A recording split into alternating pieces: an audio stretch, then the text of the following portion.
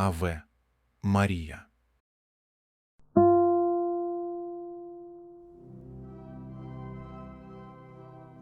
Эта божественная мелодия трогает сердца миллионов людей по всему миру. Давайте погрузимся в историю ее создания и узнаем, что вдохновило Франца Шуберта на создание вечного шедевра. Летом 1825 года Франц Шуберт, молодой композитор, отправился в путешествие с другом, баритоном Иоганном Фоглем по живописным районам Верхней Австрии. Прежде всего, поездка имела творческую цель. Шуберт был известен лишь в узких музыкальных кругах, и выступления с Фоглем помогали ему распространять свою музыку среди аристократии и состоятельных покровителей. Во время таких музыкальных вечеров Фогль исполнял песни Шуберта, а сам композитор аккомпанировал ему. Шуберт хотел заработать на публичных выступлениях, однако финансового успеха не наблюдалось, композитор практически не издавался и не исполнялся при жизни. Путешествуя, друзья останавливались в домах состоятельных аристократов и исполняли музыку. Идея написать «Аве Марию» возникла у Франца Шуберта в доме купца Фердинанда Травегера в австрийском городе Гмунден, неподалеку от живописного озера Траунзе. Шуберт решил написать вокальный цикл на стихи из поэмы Вальтера Скотта, посчитав, что эти стихи помогут ему обрести популярность и возможность заработать. Шуберт отобрал 7 из 13 песен. Третья песня «Эллен» начиналась с обращения к Святой Марии. «Аве Мария», но далее не совсем содержала библейский сюжет. Это была романтическая песнь юной девушки, которая молила о помощи, просила укрыть от тяжелых бед, сурового моря жизни, с большим количеством иносказаний и аллегорий. Таковой получилась и музыка. Романтичная, тонкая, прекрасная. Первое публичное исполнение «Аве Марии» состоялось вскоре после написания, когда Шуберт сам аккомпанировал Фоглю.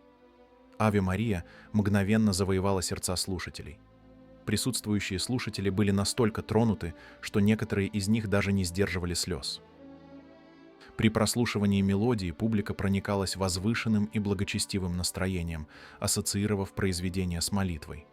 Реакция была неожиданной для Шуберта, который не хотел закладывать в песню религиозный подтекст.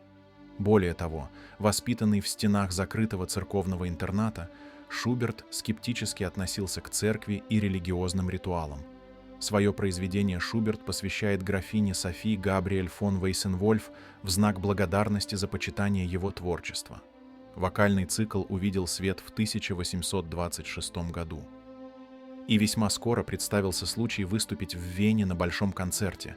В честь годовщины смерти Бетховена Шуберт написал несколько произведений. По сути, это было первое публичное исполнение его музыки на такую широкую аудиторию. Маленького роста, его рост был всего 157 сантиметров, невыразительного Шуберта публика встретила сначала сдержанно, но постепенно пришла к ликованию. К концу концерта раздавались крики «Родился новый Бетховен! Да здравствует Шуберт!». Это принесло также серьезные деньги, на них Франц купил рояль. Он был так рад этой зарождающейся популярности, его приняли, его полюбили, ему мерещилась дальнейшая слава и успех. После этого были напечатаны его многочисленные песни и фортепианные произведения. Но частичные удачи последнего времени уже не могли восстановить подорванный внутренней напряженностью и длительными лишениями организм. Композитор умер от брюшного тифа 19 ноября 1828 года в возрасте неполных 32 лет после двухнедельной лихорадки. Согласно последнему пожеланию, Шуберта похоронили на кладбище, где за год до того был погребен боготворимый им Бетховен. На памятнике над его могилой высечена надпись: «Музыка похоронила здесь прекрасное сокровище, но еще более прекрасные надежды. Здесь покоится Франц Шуберт».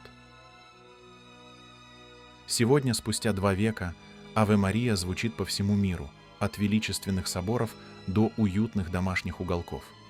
Ее мелодия продолжает трогать сердца людей, независимо от их возраста, культуры и вероисповедания. Давайте вместе послушаем эту великую музыку и проникнемся ее божественной красотой. Позвольте «Аве Марии» Шуберта наполнить ваше сердце миром и гармонией.